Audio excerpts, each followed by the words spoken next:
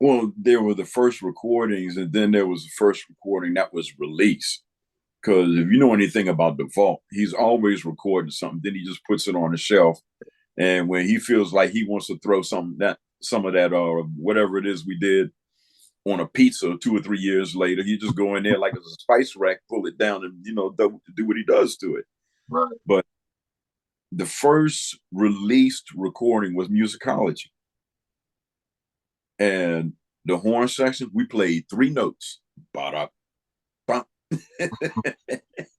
and that was it. And then I think we played da da da da da da da da at the end, but it was mostly synthesizer and it was like backed by the horns. But that was the first recording.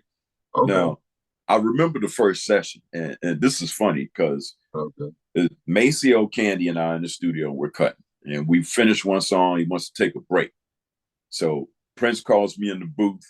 He says, "I got an idea that I want you to. I'm gonna write down and give it to you." So okay, so he's got a yellow legal notepad, which I'm looking for him to write it on some blank manuscript paper, right?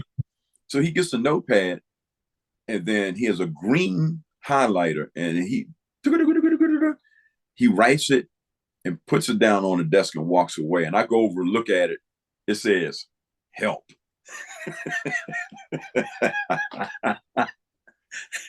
And he kind of looked back over his shoulder to see what my reaction was. And I'm thinking to myself, he's one of those guys, you think that he's this serious musician, hard to work for, fire you on the spot. But he let me know right off the top that he had a serious sense of humor.